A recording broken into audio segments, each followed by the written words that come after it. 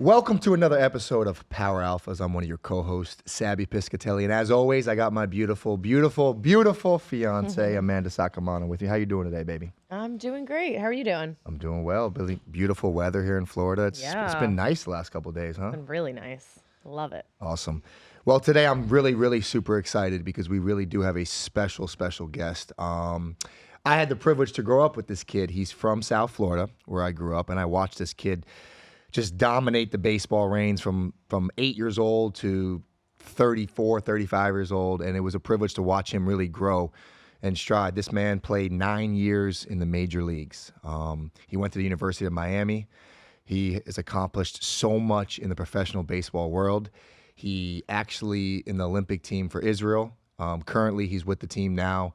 Without further ado, special thanks for coming out, Danny Valencia. Thanks for having me. You know, I'm looking forward to this. I've been following your guys' podcast since it started, and Awesome, it's man. kind of cool and honored to be on it with you guys. Thank you. Awesome, Yeah, we man. appreciate you coming on. I love it, Danny. I love it. And, you know, before we get into all the accolades you started from, man, it was really, we started at, you came, when you came in, you talked about my little dog growing up. When was the first year we played an all-star team together? It had to be, 8, 9, 10 years old? We were little. Man, I've known Sabby for so long. You know, Oh. people don't know that Sabby was a swimmer and a soccer player. You know? This guy wasn't always a football star. It's going back years. I've known his dad, his family, his sister. It's and like you said, I remember your dog, and it was like the cutest little Pomeranian I've ever I was going to seen. say, is this the little Pomeranian? The What was the name again? Tinkerbell. Tinker, yeah. He remembered right when he walked in. He said Tinkerbell. It was unbelievable. I hear a lot of stories about Tinker. I've never met. I didn't meet Tinker. Yeah, it was. The one thing I remember about you that I kind of want to dive in. The first question is, Danny. You know, like you just said, I kind of grew up playing multiple sports. Right. Like, my dad had me in soccer, swimming, baseball, basketball. You, as I remember, was really just so focused in baseball, right? Your parents really drove you. Your grandpa used to be at every single game. Talk a little bit about your childhood growing up and what made you fall in love with the game, and how did your parents raise you to get so committed to something like this? It's a good question. My parents pushed me, obviously. My mom is a very influential person in my career. She was the first person to tell me how shit I was or how, or good I was at the time. But yeah, I would say I was pretty focused on baseball. I played other sports. I wasn't nearly as athletic or talented as you to play, 5, 6 sports. You were like the Bo Jackson of the leagues down here. I wasn't good at soccer. I played a little bit basketball. I never played football. But, my dad's Cuban. That's what they did in Cuba. He grew up playing baseball, so that's probably why they pushed me into that. And, I gravitated towards it, and I loved it. And I was fortunate enough to play with a lot of great players and grow up with a lot of great players and a lot of great athletes who went on, young like us, to go and do great things from the community. Dude, That's awesome. It's so awesome to hear. Yeah, wow. So how old were you when you first basically picked up a bat? Man, we were playing coach pitch down. I played t-ball. I think I was maybe 6 years old. We were young. Here in South Florida, you start early. Yeah. I remember my dad pitching to me. I remember him being a terrible batting practice pitcher, right? I actually remember you saying that, Right. that you hated taking BP from your dad. It was the worst. No, it really? was the From worst. your dad? Yeah, he got X'd out of my preparation. Like I think when I was 10 years old, he never threw batting practice to me again. It was. Oh my god. But he was behind it. Always pushing me to play good defense and be a good hitter and a well-rounded player. But yeah, That's I awesome. wish I would have played multiple sports like you. I really think it's important for kids these days and growing up that, don't focus on one sport. I think it's cool to play multiple sports and learn different movements. Yep. And just be an athlete. Because today, today's day, even golfers, now we like to play golf, they're all athletes. Yeah. Yeah. No, dude, you make a great point, and we actually preach that. And I believe in that, like you said, as a kid, because, you hear parents come up to us that made it and say, hey, what do I do for my kids now? What do I teach them? Do I push them in one sport? And I always say the same thing. Let them play every single sport until maybe high school, until they find the sport that they excel at. And I think, you are, in my eyes, like I said, like it's rare to know somebody who made it to the highest level like yourself. And I respect your work ethic. I know what it took because I had the same boat in a different sport.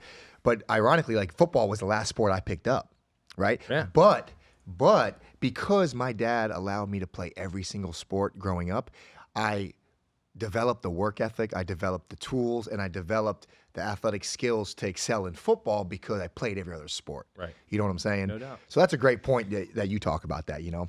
I feel like too, though, it's almost like a double entendre a little bit, though, because like if you played other sports, do you think like, with everything, I mean, I come from wrestling and all, but it's like the more Right. reps you get, the better you get, right? Yes. And Savvy and I always talk about, I think it's crazy how he started playing football so late Right. and did make it to the NFL. So it's like, if you played other sports, do you think you would have made it to the That's a great major league, question, man. MLB? Like, I think that, man, it's tough. I think if I didn't, I had to focus. I had to put Yeah. my effort and energy and my focus into baseball to be great at that sport. It's Yeah. a very skilled sport. But I don't think I was athletic enough to play any other sport. I mean, now maybe I could have played a little bit of golf, but that's just delusion, creeping in. Yeah, and to touch on what Sabby was saying, it's really amazing to go from, not having a primary sport like football was growing up for you to go on and play in the NFL. And that's a testament to, like you were talking about, how hard you worked. Because I know I've seen it firsthand, how hard you've worked over the years. And it's not easy. And people think, oh, they just show up and play football or baseball on Friday nights and football on Sundays. Yep. There's so much work that goes on behind the scenes that people Right. don't see. And the sacrifice is done not only by him, but his entire family. That's what helps us and leads us to, accomplish those things. Yeah. yeah, for sure. And I remember Danny, right? Danny and I mean, of course, when we're young, you get to the all-star teams and everyone thinks they're the best player on the team, right? Like, so me and Danny, we were friends, but we still had that friction, like who was the best player, who was the better baseball player. And I will say, like, I do remember, our first couple years in all-star teams together, we were all like around the same caliber. Right. We all, you would bat good. We kind of give back and forth who was playing hot. But then I would really notice that you would start to kind of pass everybody because I felt that you were playing baseball year round, right? And that's why, like, that is obviously a compliment to your work ethic because I actually watched you really develop into, okay, Danny is the best baseball player now on our team because you focused on one sport, which, like Mandy said, it's kind of like a double entendre a little bit. Like you look back and say, oh man, I wish, but I think that you committed yourself so much that you did surpass all of us at one point. We went different directions. I went to football. Evanson went to football. Right. Evanson Bernard too. We had him on a show. He was a tremendous baseball player. But like, it was really fun to watch you grow and just kind of surpass everybody because you committed year round. Yeah. For I mean, sure. we have no excuse down here, though, in South Florida, right? Exactly. It's not It's like hot. Yeah. it gets See, I didn't cold. grow You're up- from New York yeah, or New I'm from Jersey. New York. Right, so you get snow. We don't Yeah. get that, so we have no excuse not to be out there in the field. It's a good That's point. true. And we also grew up in a time where there was no iPads and video games. I didn't really have much of that. I was always out front of my house with Kevin Keene playing stickball. That's just what I love to do. My kid now wants to pick up an iPad and play video games. I And to know. me, like, we didn't have it, so it's different. It is. You're right.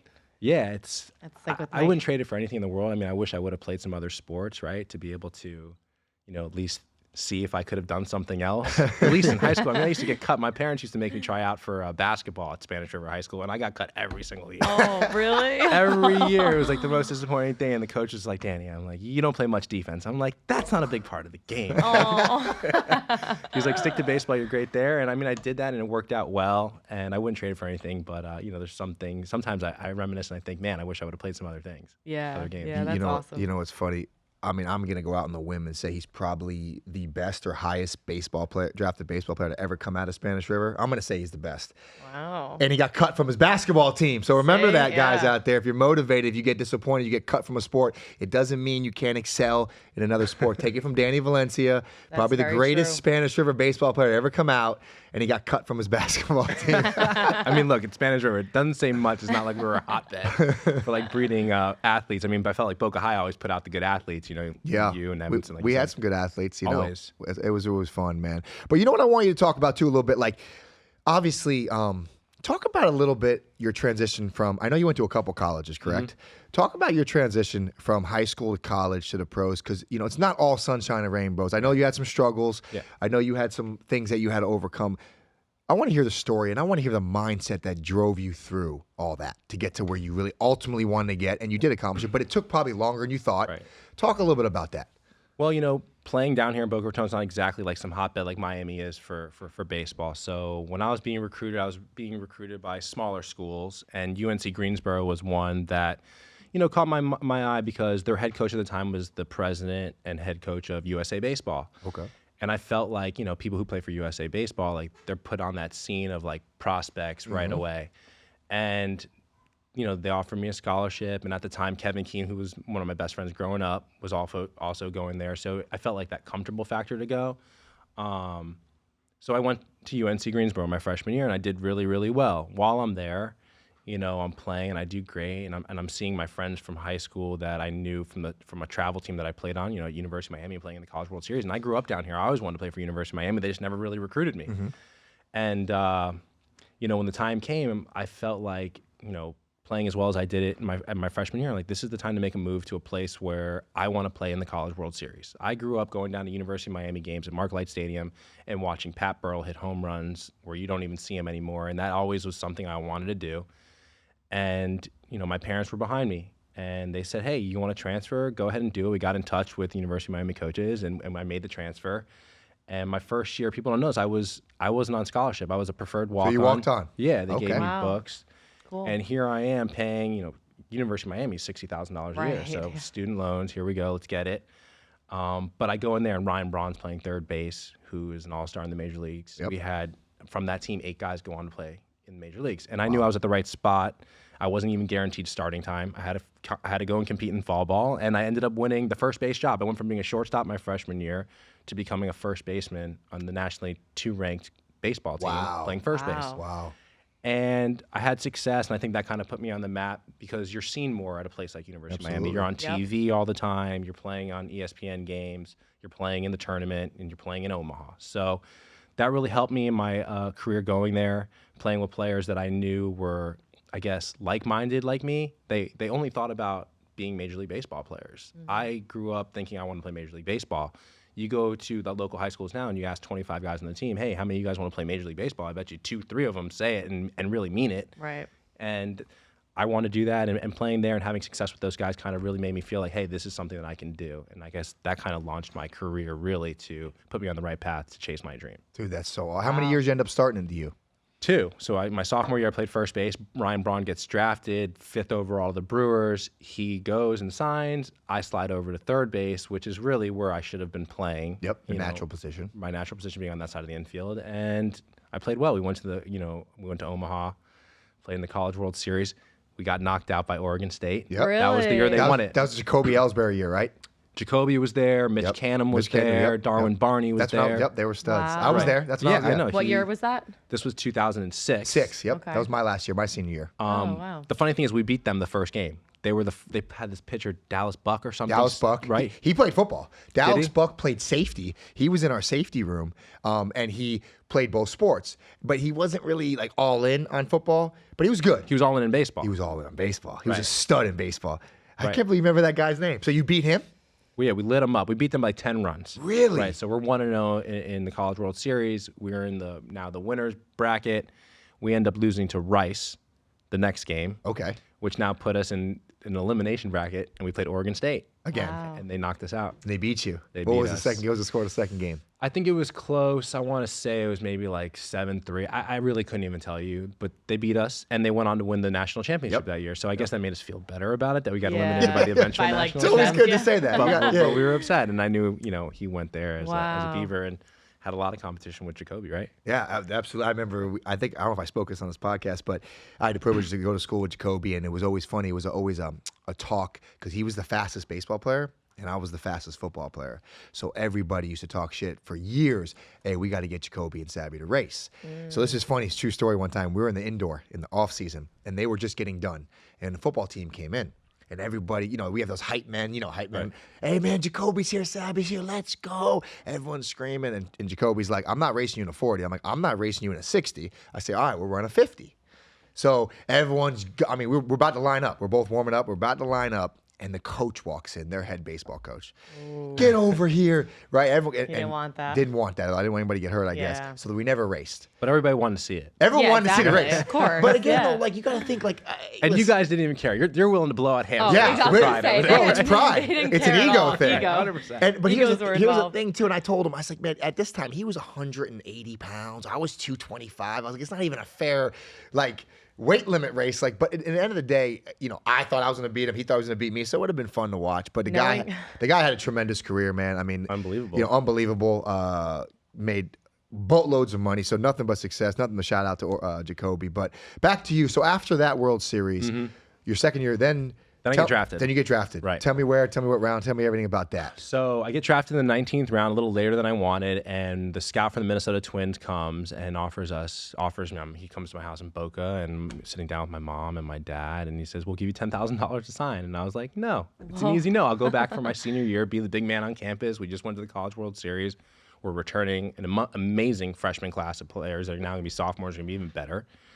And I said, "No, I'm gonna go to Cape Cod, which is a summer ball league that's very famous for producing a lot of big-time baseball players. Most of the Major League All-Stars you see today, if they went to college, they played in Cape Cod. Okay. And I go, and I hit a home run in each of my first 4 games. Wow. And they call back, "We'll give you 20 grand. We'll give you 40 grand. And next thing you know, it's 115 grand. And I'm like, all right, I'm going to sign. Because at that time, it's like 6-round money. Good for you, man.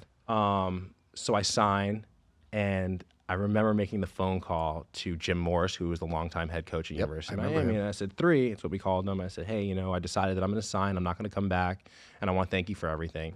And he was giving me the whole guilt trip. And, no 19th rounder makes it, Danny. You're making a huge mistake. Oh. And I said, really? Look, yeah, he's also protecting his program. And, losing players like he does and programs like that do, it's tough. So he was upset. I see where he's coming from. Like, look, this is the time, and I'm going to make the move. And, again, thank you for everything. I'll be back. I'll always support the program. And that's kind of what he said. And it resonated with me. And to some degree, he's right. If you look at the statistics on it, it's a very slim chance. You know how it is chasing these dreams. I'm a third baseman. There's 30 of them in the entire world, and you're competing with the entire world. Wow. So I sign. I go into pro ball, and that's where I go to Elizabethton, Tennessee. I'm living in a trailer park, a 2-bedroom trailer park. Stop. My host mom, her name was Mary. She is living in I guess you'd call it the master bedroom, and her daughter is in the other room. So there's 2 rooms in this house. I'm sleeping on an air mattress in the living room. Oh my God. We have a catcher from University of Nebraska sleeping on an air mattress by the front door, and we have 2 Dominicans sharing a full-size bed. Stop. Right? We're a week in there. I'm making $350 every 2 weeks, like playing baseball every single day. It's like, for us, it's the dream. Right. And I'll never forget, she comes to me one day, she's like, "Danny, you speak Spanish?" I'm like, "Yeah, enough to, communicate with my teammates and my roommates." She's like, "Let these guys know, they're from the Dominican Republic. They don't know here that, you can flush the toilet paper down the toilet. They keep throwing it in the wastebasket." I was like, and then you really realize, like, what's going on and what people are coming to do. And these guys are supporting their families, sending home, they're making $350. They're sending home $200 and living on $100 in the United States. It's a sacrifice that you see in the competition that really opens your eyes playing in the minor leagues. You just said the word right there, though. The sacrifice you made to follow your dreams is unbelievable. And I think that's what this podcast is about, is we want to have that relatability. People that listen to this, like, did you hear what Danny just said? Like, yes, he made it to the majors, made a lot of money, but it's not just sunshine and rainbows. This guy was living in a trailer park with $350 a week, probably eating SpaghettiOs per se. And I think that's just, it right there is an inspiring true story. I mean, that just gave me goosebumps, man, because I could relate to it. I can understand it, but most people don't understand what pro athletes go through to get there. And that's, and so keep going on that. So you finally, I know that wasn't easy, man. And it was hard. It was a grind because you're coming from, University of Miami, where you're flying on a private plane. You have police escorts taking you around. You're wearing Nike head to toe. Like, you're a celebrity on campus. Like, you played football in Division I. You know what it's like. Absolutely. Now I'm at the bottom of the barrel, making nothing. People think none of those guys are making it, and you have to grind your way up to the top. And looking back at it, I played a long time in the major leagues, but some of my most enjoyable and fun times were playing with these guys in the minor leagues. Like, those are your friends because you're chasing dreams together.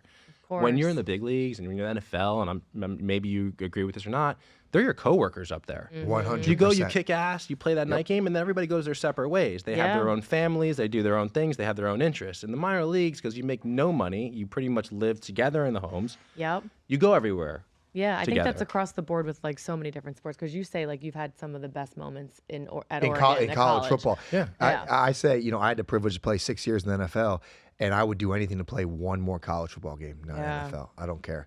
And for me, like you just said, it's like what the sad part is, Danny, is like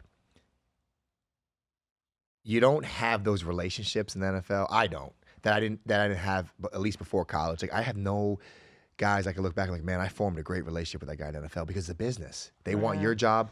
They want you to fail. They want you to get hurt so they can step up and make your money or get that Dog position. world, yeah. So It is. you're right. And It's coworkers. It's Yeah, coworkers. it is. It's You're a great right. When point. you say coworkers, that is true. And in WWE, I could relate with that too. Like when we're all in developmental NXT, where the grind, we were cleaning rings. Like especially you had to kind of please. go from being in the NFL to doing these type of things in NXT that people don't really realize. And it's like you're all in it together, so you feel like it's just different. I feel like there's more respect and it's less. You have a bond. Exactly, you bond and less competition. I feel like when it's professional. So as you were getting through this, which was a struggle, tell me your first time you got called up. Well, I'm in AAA at the time, hitting really well. I'm like, 20-game hitting streak or something. Unbelievable. I had no home runs at the time. Like I had no power. And I was a guy that always hit 15 to 20 home runs a year in the minor leagues. I get a call into the coach's office, a coach, mind you, that I never really liked. His name was Tom Nieto. I'm not scared to even say his name. He was just tough, almost like a drill sergeant type of person. And, he called me in the office one day and said, hey, Michael Kadire is a longtime major league player. I think his father-in-law passed away. He goes, hey, Michael Kadire is going on the bereavement list, and they're going to call you up there. You're going to go up there for probably 3 days, pack light. You're going to be back. I didn't come back. And I never forgot that. Wow. I love that. It was, not until the next spring training I saw him and I told him how that resonated with me, and I'll never forgive him for saying that. I said, never tell anybody that. No. Pack light, he said? That's terrible. You're not going to be there long. Dude, that's the best motivation you could ever got right there, it's boy. terrible, but it's also the best motivation. Love it. And I had to tell him, like, it's just wrong to tell any kid. You have kids that are, some are, we're kids, really. Yeah. They're chasing your dream, and the way you tell them that they achieve their greatest goal and this like condescending way of saying it, it's like, Oh. it was shit. And he ended up getting fired, and I didn't miss him. No. And that's kind of how it happened, man. I had a great rookie year, man. Went into the playoffs, played the Yankees. They beat us. So but it was cool. the coolest. That is so cool. It's so funny that you brought it up before I wanted to ask that question, because I was talking to Michael Vick actually about it one day. I was talking to Rashad Evans about it one day. There's a moment in every pro athlete's career where a coach, a player, a family member gives us that motivation to piss us the fuck off. Yeah. Right? They doubt you. Excuse my When you're language. doubted. I have the couple moments, and you just told us two real quick without even me asking the question. So it's just so inspirational to hear that the coach tells you pack light. That is so Really? I mean, look, we've all been That's- in these, situations where you're trying to climb the ladder Yeah. to the highest point, right? This isn't, these aren't jobs where there's thousands of people doing them. Right. And there's a lot of shit you overcome as you do it. And it builds chips on your shoulder. And some of it's good and some of it's bad because, I look back and I'm like, I wish I didn't carry such a huge chip, because I feel like it probably rubbed some people wrong, on your way up, because now, people your whole entire life, you're not good enough. You're not tall enough. You're not strong enough. You're not big enough. You're not fast enough. That's what you're going to hear the whole entire time. So you prove everybody wrong, because nobody thinks when you're little or you're in high school or in college that it's realistic to even achieve a goal like People that. laugh at you. Yeah. They think it's crazy, because it is like course. winning the lottery. It is. It is. It is. You're in the 0.0 Yeah. percentile. Right. Yeah. It's wild. For sure. And dude, for you to share that story is so crazy. And I even tell Mandy, Mandy had a tremendous career in WWE. Awesome she career. became double champ. Thanks. And I always told her what she did so well. Everything they asked her to do, she never had a negative attitude. Right. She never talked back. She never complained. And she, at one point, just took everything they asked and everything that they didn't ask and took it and balled it up and just became one of the biggest superstars NXT ever had. She still trends #1. She was trending #1 this week. She hasn't been in the company over a year. It's because the fan base she brought and the way she conducted herself as a professional. Right. I've told her that so many times. I admire her. And she could even speak on some of the stories. I know she was pissed when you think you're getting demoted, but you're not, and you do the right way, and all of a sudden you become the biggest star they got. Just like you said, hey, Danny, pack light, man. You're coming back in 3 days. Right. Yeah. Next thing you know, 9 years later, you played 9 years. That's crazy. unbelievable story, man. It's what shapes us, right? Yeah. And there's does. just one message I could tell younger generations, younger players, is try not to burn those bridges and show the ass or talk back. You want to play the game within the game. If the coaches don't like you, or the scouts don't like you, or WWE doesn't like you, or the NFL doesn't like you, never let them know it. You know, Exactly. bottle that up and keep that inside you. And, you know, to their face, playing the game, yes, coach, no problem, coach. Whatever you need, coach, I got you. Never show the ass. I needed to do a better job of that. That's one part I felt like I wasn't good at. We talked about that. That's my one regret. I wish I would have played the game within the game a bit better. I probably would have played a couple more years. That's no, it's the true. truth. We had a saying in WWE, and I definitely went by this, as you know, Sabby just said too. Like, we always said, "Don't sell it," right? Do you remember? Yep, don't sell it. Meaning, like, don't show it. Obviously, don't show your emotions. And I feel like it was a couple of the older girls when I was in developmental would tell me, like, you know, if let's say I was annoyed about something or someone gave me some sort of feedback that I was like, oh, they keep saying the same thing. It's like, just go out there, do your thing. Don't sell it, or just don't show them that you care so much. Just do you. It's gonna be fine. And that was a big part that, like, I will say, I felt like I did a good job doing that. And it's hard. It's hard though. Like, don't get me wrong. There were times where I'd go by myself and I'd get emotional or talk to Sabby or whoever it may be, family members. But I thought that was okay. But then, like, out there, I was really good with, like, my poker face, I guess I would say. Like, just being, like, in the moment of, like, no, I don't care that you think I suck, or, you know, I don't care that, you know, you don't like me, because I know who I am. You know what I mean? So that is, like, a good advice you would give. I'm sure you have 2 sons, right? Yeah, I have 2 boys. 2 boys, yeah. I'm sure that's, like, some advice you would give to your boys when they get older. I was gonna say they're young. How old are they? 5 and 2. Oh, I they're pitched to my young. kid in coach pitch, and he's yelling at me, "You don't know what you're talking about." And the assistant coach on the team is like, "You know, Oliver, if there's something your dad knows, I think you should listen." He goes, "He knows nothing. He knows nothing." Is the 5-year-old? Yeah, That is hilarious. So funny, but it's an art my to be able to play the God. game and bite your tongue in certain situations. Definitely. And know inside, hey, I don't like this person. This guy's an asshole. When I'm looking at him, I'm thinking I can't stand this guy. But on the outside, I'm projecting this person that wants to be coachable, wants to be a good teammate. That's what keeps you around a long time. 100%. Yeah. Because I they're agree. quick to label us, you know. Oh, yeah. And once in you have that everything they do. And label, once you're labeled, forget you're in about trouble. it. Very You never hard. can. You can't get rid of that. Very And hard. you know what, Danny? I would like to touch on that, what you just said too, about as successful as you were, and you played 9 years, which is, trust me when I tell you, that's an incredible, incredible career. You said that, you know, Danny tried to say that he thinks he could have done some things different to play longer. And I think all us professional athletes have an ending, and we all don't like it, right? Right. Because I struggled for years, Danny. You know, I only played 6 years, and some people say, "What do you mean only?" Like, for me, I had expectations to play 10, Right. make a couple Pro Bowls, Yep. make this certain amount of money. I had that kind of level of confidence in myself. Of course. And obviously, they drafted me very high, so they had that level. So there's been nights where I go back and I'm like, okay, what could I have done different? You know, and I had a situation that went public about me and the head coach getting into it. They tried to bench me. They tried to blame me for everything that happened the year before. And I bottled it up, and then I didn't handle it correctly in the media. And like you just said, I wish there was a moment in my career that I just bit my tongue and didn't say anything. And I think as we grow and as we become more humble, we understand the mistakes that both of us made. And I'm not afraid to admit that I made mistakes. Right. And I'm sure you're not, like you just said. No. As successful as we were, we failed tremendously at some aspects of it. And I think people need to hear that too, because that's why I want this podcast to really be relatable. Because now you're talking to a guy like Danny Valencia who made it, was the best of the best, man, for 9 years. And he's telling you mistakes he made, which I think is awesome because, you know, once you accept those, it's almost like for me, Danny, I remember I struggled for a very long time because I got taken out like in my prime. And I was like, hold on, I've never been cut. I've never been deactivated. I started my last game on national TV. I was like, why am I not playing anymore? Why has the team not called me? I checked my phone 400 times a day. I couldn't understand it. Right.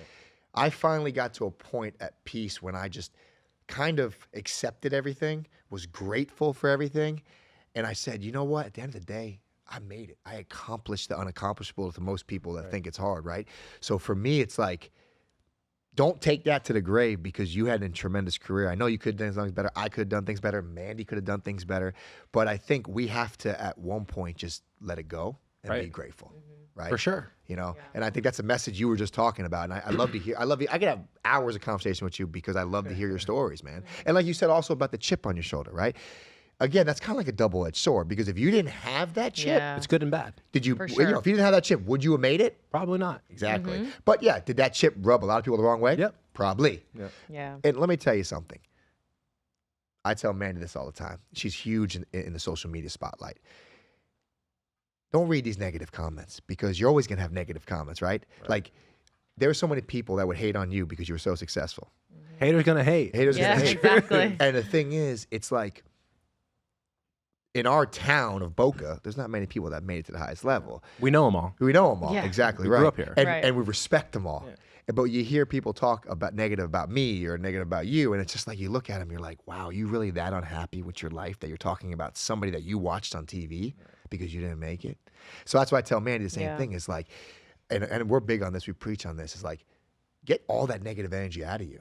Like, be happy for everybody who's successful. Like, I wish success upon everybody. We talked about this a couple weeks on the podcast that one of the wealthiest person I ever met in my life, he's like a billionaire. He came up to me one day and he said, Sabby, wish success upon everybody and help anybody to get there. That resonated with It's only me. going to bring more success to you. I Right. believe in that. That resonated with me. Yeah. I Definitely. mean, to me, I love it, Dan. So what was the Success doesn't happen overnight. No, That's a lot of people don't understand definitely either. not. Yeah, that's Oh what my we preach goodness. a lot on this podcast about that. Just about how nobody sees all the try, just the road to it. Obviously, like we said before, it's not all sunshine and rainbows, and just like how much work and heart and discipline. And you, for instance, telling your story about living in a trailer park. Like I bet you a lot of people didn't think that you No. lived in a trailer park for a little while to get through the grind. So I mean, I'm sure there was times that you were wanting to give up, right? Or no? Tell me about. I know there was times where, like you said, like it had to be tough, man. It was hard, but if I'm being completely honest with you, and you're very similar to me the way we think, it never crossed my mind that I wasn't gonna make I it. love that. yeah. And I know that comes That's across good. as arrogant. No. Same. I could see. Yeah, Hey. you guys are similar in that sense. Okay. And you say the same. People thing. ask me a question. When you thought you realized? What do you mean? I knew. You It was knew. gonna happen. I Yeah. love that, I Dan. was love that. never scared to work hard. I was never scared to work hard. love There was that. nobody ever had to tell me, you need to be in the gym, you need to Mm-hmm. be working on your defense, you need to be working on your hitting. Those are things that I knew I was great at. I knew it Yeah. early. I knew it. My work ethic was amazing. That's one thing I could stand on. But it never crossed my mind that I wasn't going to make it. And I think the majority of people who go into these, delusional confidence is a big thing in professional sports Yeah. and in wrestling. I mean, we all have to believe, because if you don't believe in yourself when you're down, like who's going to help you? Who's going to help lift you up in those moments, right? The majority of people want to chop you down. And it's that delusional confidence to believe when things aren't going well that you're going to be able to get out of that funk and turn it around and find that success again that got you to where you are. Yeah. And it never crossed my mind that I wasn't going to make it. Was it going to be hard? Absolutely. I knew it was going to be hard. I was competing with you're competing with the world. Right. Best It's of a the world best. sport. It's the best It's, of the people best. from Japan or the players that come out of Japan are first class. The players that come out of the Caribbean, first class. Here in the United States, California, Texas, Florida, hotbeds for putting out great major league players. So I believed at a very young age, and I had a support system like Sabby did, like you probably Very did behind important. you. Yep. That also fed that ego and said, you can do it, you can do it. Yeah. And I had that, and I'm fortunate for that. I love That's that, awesome. man. So talk a little bit about after your tremendous career. Right. After year 9. Yep. It was over, but it wasn't over. Tell me the mindset, maybe the struggle. You were trying to get back in, you didn't. Talk about that a little bit, because I think it's important for people to hear that. So, like you, after the season in 18 ends, I was expecting to play another year. I got ready to play, go to spring training in 2019. With who? What team were you with now this time? I just got done playing with the Baltimore Orioles. Okay. And I'm preparing that off season like I'm going to have a job. Right. Like never crossed my mind. I'm a career 270 hitter in the big leagues. Like there's spots for those guys, Unreal. you would think, right? Yeah.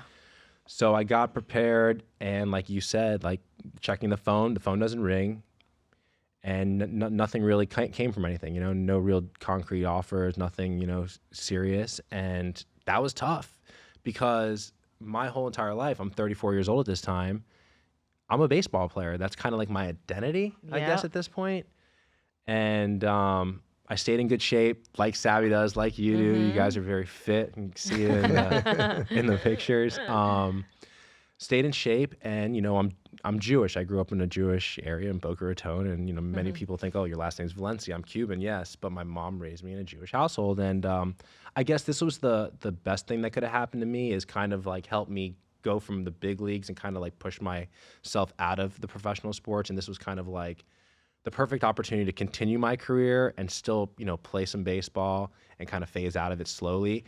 So I was presented with the opportunity to play on the Israel national team with the, they dangled the carrot of the potential if we do well to play in the Olympics one day. And, it's a long shot. I didn't grow up. And Sabby, I know you didn't grow up thinking that one day we were going to play in the Olympics. No. Right. No. We didn't. No. And I ended up joining the Israel national team, becoming a citizen, making what they call Aliyah, spending 10 days there, and then going from there. This is in 2019 at the end of the year. This is August. To play in these European championships where they told us that, told me, hey, if, we place in the top 5 in the European championships, you're going to have a chance to go play in the Olympic qualifier. That's going to happen the week right after in Italy. So, we're all goal oriented. They dangle the carrot of the potential play in the Olympics, and that piqued my interest. I'm like, shit, I'm going to give this a try. European baseball, what's that? I've been smacking major league quality pitching around. Like, I feel I'm going to go eat these people up. That's just how I felt. And one thing led to another. We came in 4th in the European Championships. We go to Italy, and we literally shock the world. We go and beat Spain the first game, the Netherlands, who's the powerhouse, the second game, Italy the third game. Wow. And now we punched our ticket to go to Tokyo. And that was really cool, being able to prolong my career and play in the Olympics. It was freaking cool. That's awesome. Well, And this was what, like 2019, you said? This happened at the end of 19 with all these qualifiers and stuff. 2020 was supposed to be Olympics. COVID happens, right? Yeah. It gets pushed back to 2021. Right. No fans. We fly over, all the quarantine. We're in Tokyo in the village. People don't know the history behind Israel and Israel's Olympic teams. Last time they sent a team in Munich, in Germany, they got killed. Wow. Oh my gosh. When you play for Israel in a country like that that's so polarizing, you travel with a ton of security. People judge you. Anti-Semitism in the Olympic Village is rampant. People look down on us because of, our beliefs, stereotypes, whatever you want to call it. It was a difficult time being in the Olympic Village and playing the Olympics, and a super gratifying and cool experience at the same time.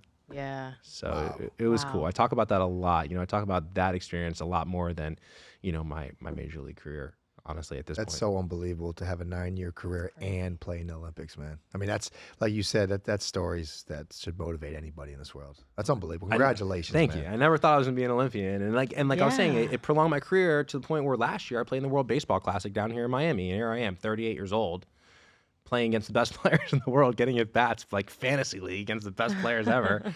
And, I think I'm probably done now, but as of March of 2023, I was still playing baseball at the highest levels you can play. That's unbelievable. That's unbelievable. Yeah, Wow. so unfortunately, you never I'm know. lucky. You might not be done. Right? It's right. I mean, don't dangle that carrot. Yeah, right. What you guys always say, you're both, Danny's a couple years younger than you. Yeah, what are you now, 38? 39. 39, you I'm just turned 40. Yeah. Well, you're going to be 41 soon. Do you believe that? Not he gets that really soon. mad when Not I say that soon, but Well, you look good for 40 years. Come on now. What I was getting at was that you guys both look very good for your age. Not that you're old at all. I think it's like you said, like it's a mentality that got us who we were, will never leave us. Yes. Like in theory, I had somebody ask me a question a couple months ago, Sab, what do you think you could still run the 40 in? Right? Oh, yeah. And like Talking about in my head, I'm like, I don't know, man. Like maybe like a 4.6, 4.7, no way. Like there's no way I can run that right now. Right. If I try, I actually want to train for like 2 months and see what I can really run. Just to don't pull a hammy. just to test myself, because that's how we were built. This is all ego at this Yeah, point. it's all ego. Well, he had it recently with Rob, his trainer. Recently, he wanted you to run right on the turf or something. Yeah, because Rob wanted me to like, run my short shuttle that I set the record Yeah. in, and I'm like, Rob, I will blow everything out in my lower body if I try to run the short shuttle right now, dude. But there was a part of you with like the young kids. He likes to show off a little bit sometimes. You got to show these young bucks what a savvy vet can do, right? See that he never lost it. And I think that's just the motivation that got us who we are. You know what I'm saying? Yeah. And it's exciting to hear your story, Danny, really, man. And again, I still think about, we were in the Boca Lightning days. Yep. We used to travel in the hotels. We were good. Yeah, we were really good. Yeah. We were really, How old were really you guys? good. This was 11, 12. 11, 12, really? 13. Okay. 13, 14. And like I said, that was it was such a privilege to be around those. We were such a cool group of guys. We always competed, but we all just loved to play sports. Yeah. At that point. And again, I just still remember Danny, because Danny was that guy that was like just baseball all year round. Mm-hmm. And so the way the All-Star would run was, it might be like maybe summer, right? So like we would all play our other sports, and then come summer or baseball All-Star League. So then every year, like I felt like Danny was getting a little better, a little better than us. And I'm like, damn it, he's passing us because he was playing year round. Sabby didn't like that. No, I didn't like that. He was like leaving practice to go to a swim meet, and go play soccer and everything. Apparently, because your mom always talks about the swimming. Was it you or your sister that was really good swimmer? We were both really good. Yeah, but Sabrina was really Sabrina good, could right? like college. She wanted my sister to swim, but again, it's like I told my mom, it's like. If you want to play a college sport, and you can vouch for this, you have no college life. It's dedicated to that sport. And if you're not gonna pursue a professional level, sometimes I don't advise these people to try to go into a college sport because you have to be fully committed. Right. Yeah. You have to give up everything. And like we just talked about in this podcast is like, just from me sitting here, you sacrifice so much to become so successful. And that's what I admire. And that's what I think people misconstrued in the world. Right. Is that when they see a guy like you walking around, they actually, if they do want to say something negative, it's a joke because this man put in the work, the time, the sacrifice, the dedication, and you mastered a craft that is just unbearable, man. Did you ever go back and graduate from Oregon State? I did. I had to. So we had trimesters in college. I don't know if you know what that is. So we had 3 10-week terms. Okay. Instead of, how most colleges was 2 15-week terms. That's how it was at University of Miami. I felt like it was 2. 2, yeah. That's most colleges. Okay. Oregon State had 3 10-week terms. So we actually didn't start school till October 1st, right? So October 1st to Christmas break was 1 semester. Okay. Then January to spring break was 2 semesters. And then spring break to like June 1st was 3 semesters. So I say that for this because if you had trimesters and you got drafted, if you didn't graduate that trimester, you can't go to rookie camp. So if I didn't graduate, like me being a high pick, they might not have picked me in the first, second round because they're like, oh, well, Sabby can't come to camp till like August 1st or something. Well, we missed 2 months with him. We're not going to pick him. And that could have been millions of dollars of difference, right? So I had to graduate. I actually took like 20 credits my last semester because I needed 20 to graduate. It's amazing. So I took 20 my whole last semester. I think that's great. Yeah, I think another thing like to inspire other people is you finish your college degree. Education is important. 100%. Here you're looking at people who made it to the top of the top levels, but education is important. I just finished my degree last year. I saw that actually, yeah. And I was obviously I looked at my transcript and I was a way worse student than I thought. Right? I was doing the bare minimum. I had 14 classes left, and as soon as I was done playing 2019, even when I was in Tokyo in the Olympics, I was doing online classes there. Really? Yeah, I was taking 2 classes at a time and ended up getting my business degree from the University of Miami. I walked last year. That's awesome. But it was always important to my family that I graduate, and I also wanted to show my kids that education is important. Right. You want to be a smart person. You want to be educated. You want to know how to, one day you have money. You want to know how to manage it and be on top of your stuff. Yep. And I felt like I wanted, I didn't want my kids to like define me as some baseball player. I wanted them to, they don't know better right now, but Dad's a college graduate, because I preach education to everybody. Look, we're the 1%. The majority of people get that degree. It's important. And I think that's really cool. That's a great message, awesome. man. So what are you up to now, Danny? What's going on now in your life? I know you got two boys and you're kind of being the coach and the dad. Tell me what's your daily life like right now? Like you said, I have 2 kids. I'm year 2. I have a real estate license, do some real estate stuff, distressed apartments, with Lang Realty. But it's nothing that gives me the adrenaline or really lights a fire like playing sports. And I think that's the hardest thing is finding something that gives you like that outlet to be competitive. And that's why I picked up golf. I was just going to say, you took the words out of my mouth. I was going to be like, wait, golf though, right? Yeah. That's what he literally tells me all the time. Because we need to be competitive. Because I'm competitive. Please, Danny, tell her, please. I know, I understand it's serious business. I know. Please, someone else tell me, okay? He always says it. And I know for me, and that's why I ask you what you're up to. Like, for me, staying in a very strict routine keeps me sane, right?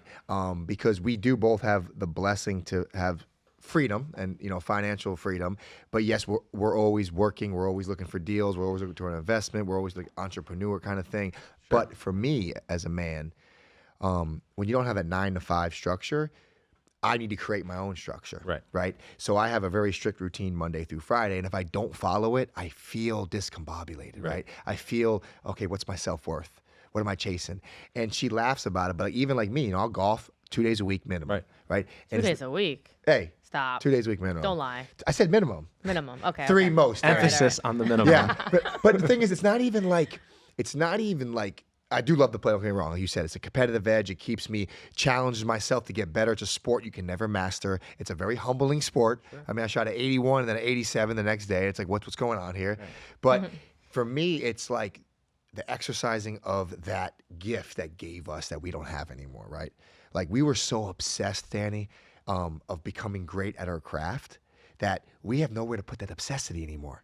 And I've learned that from even going to therapy one year was the therapist looked right at me. He's like, you're a professional athlete. He's like, you're obsessed. You have obsessive personality. And I actually sat back in that chair and I was like, you're right.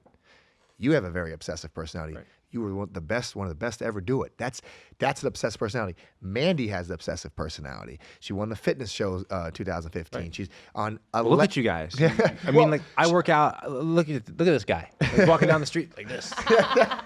But no, the point I'm trying to say is like I feel like that's the important part. Is like us. The reason why I ask you what you're doing these days is because I think it's important to keep the sanity and stay sane. But everybody has to find a different outlet. We can't sit still. No. Yeah. No. Because then you start getting, I struggle with some anxiety, races. you know, like anxiety starts to creep. We all do. Me, okay? Yeah, me too. We all do. I'd be lying for sure. if I said I don't have anxiety. I for sure do. No, we all do. too. You got to stay busy, especially from, your guys' background, my background as well.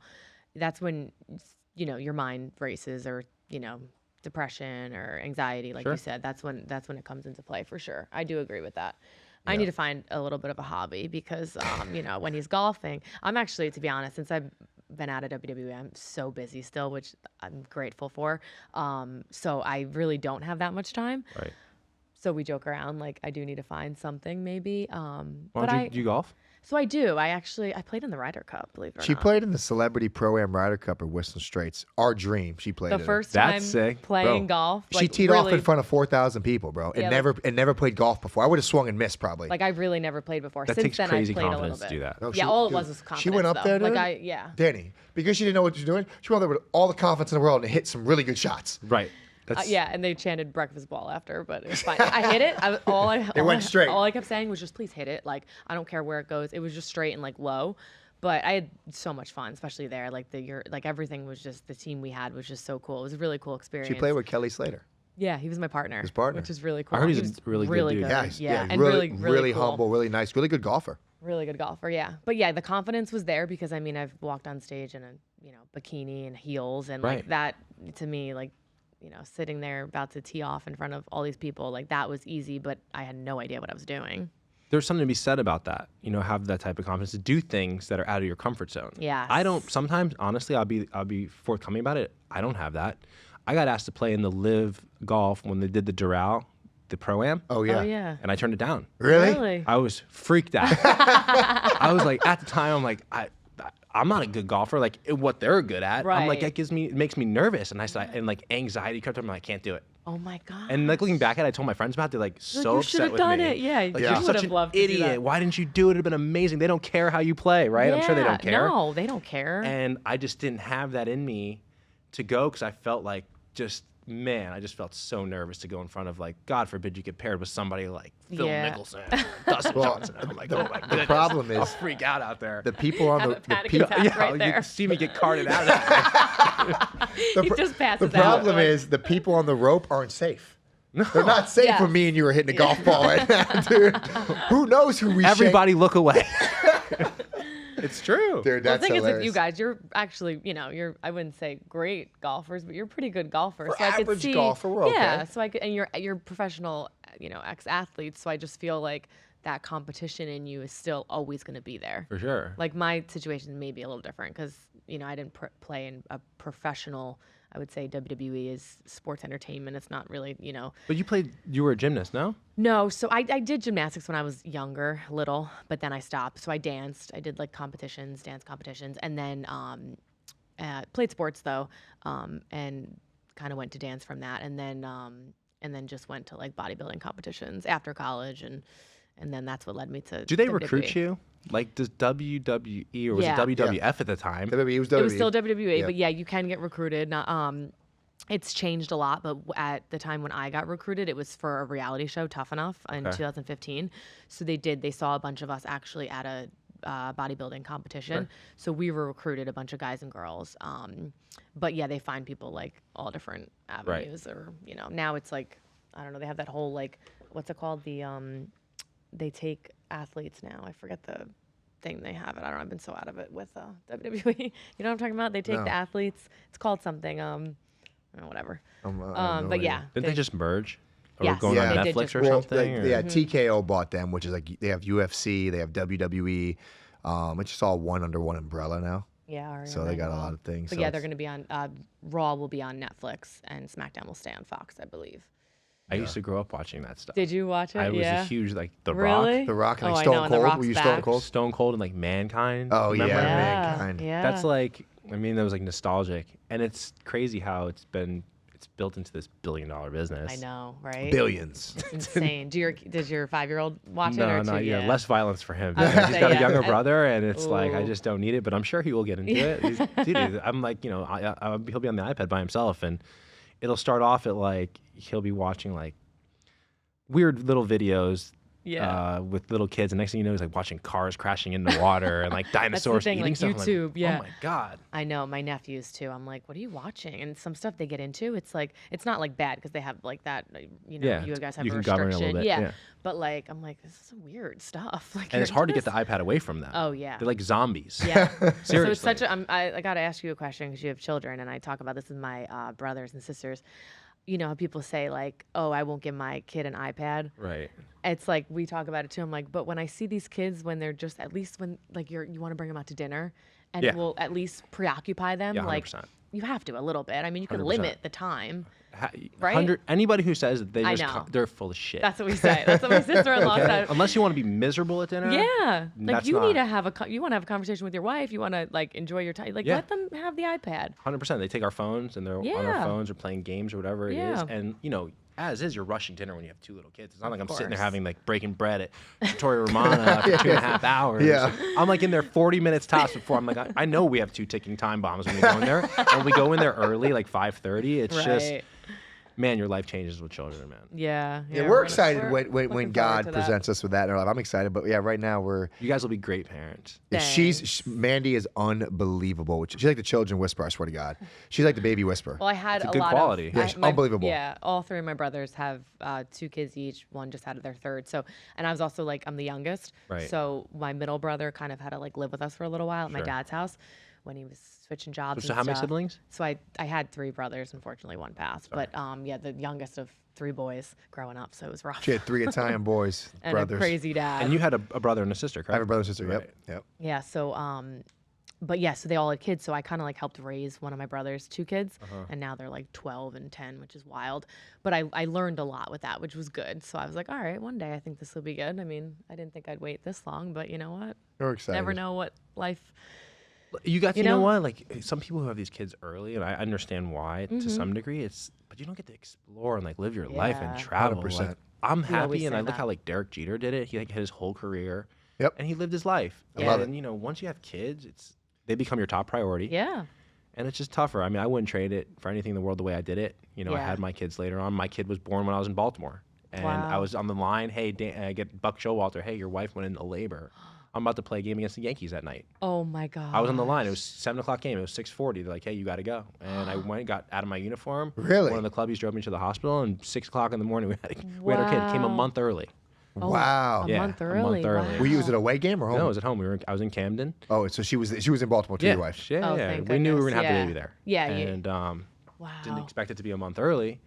So crazy. that was nuts. Like she calling me. She's like, yeah, I think I'm in labor. I'm like, what do you mean you think? You're like, She's what do you mean? I I'm got a no game. woman. Yeah. She's like, I think my water broke. I'm like, well, what's that mean? yeah. So does that mean it's Right. time? Do I have to leave? Yeah. It's wild. Wow, I that's think wild. you did it right, and that's kind of the mindset I've always had. And us being professional athletes, we got to be a little selfish for a little while. Yeah. So Yeah. I think, and Mandy too, she's had a tremendous career. So there's parts of you to be a little selfish, and I've always believed in that. I said, when God blessed me with my kids, I want to be ready, fully ready. Financially, I want to get everything done that I wanted to get done in my life that God presented me with. So I think, when a time for us is hopefully soon, and we're looking forward to that, I think. Yeah, and So. you have to be very, when you have children, you got to be selfless. And I think it's like, it'll be a good time for us. I think we'll be you know, less about less this and more about our children. They become your top priority. Yeah. It's not about you no more. And playing Exactly. professional sports and being in the wrestling, it's not only is it, it's sacrifice, but like that job is your number one. Yeah. Football was your baby. That was your number one. 100%. Baseball for me was number one over everything, and sometimes over family because I have to go. Absolutely. You know, like same thing. I mean, like, how many funerals and Yeah. weddings did you miss? I missed funerals, weddings, birthdays, Yeah. Christmases. How many?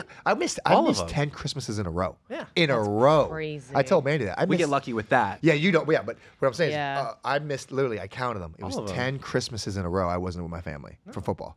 Yeah. That's called sacrifice. brother. 100%. That's why Sabby and I talk a lot now. And when I met Sabby too was, so when I met you, it was really like 7 years ago. But when we first started dating and stuff, like his whole demeanor has changed since then because he was still in WWE at the time, still chasing whatever it was. And he went through a lot with them. But it was like, I felt like he didn't enjoy like the little things. And like now it's like, he's so funny because like he enjoys like having coffee in the morning with me. Like Little things, and it man. sounds so silly, Almost but a like slower paced life. 100%. yeah. And he's just like Like- so much more relaxed and like we just enjoy those little things when it's like when we first met it was I think there'd be times where I'd be like, oh gosh, he's so driven, which I love. It's like you want a man But that's I was like that.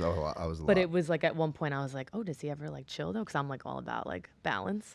So it was. He's like it's full cool. gas, no Yeah, brakes. he's full gas. Yeah, literally. I'm like, oh god, does he ever slow down? No, I don't know if I could do this. I'm starting to get tired. Dude, she's right, and I think that's what the last couple of years has transitioned to. And my thing is just waking up every day with the attitude of gratitude Yep. and living in the moment of today. Like, because like you said earlier, you and I were built. We're always, oh, listen, we know where we're going.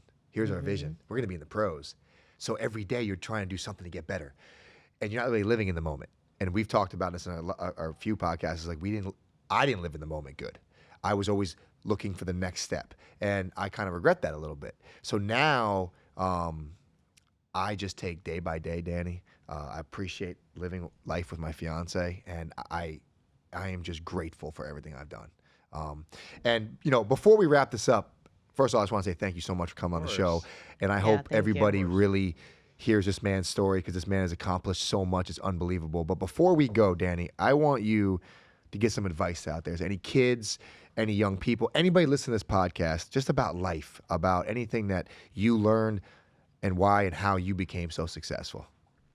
Oh man, we touched on so much throughout this Yeah. conversation. I mean, I would definitely say like nothing in this world, unfortunately, is given to you. You got to go out there and earn it.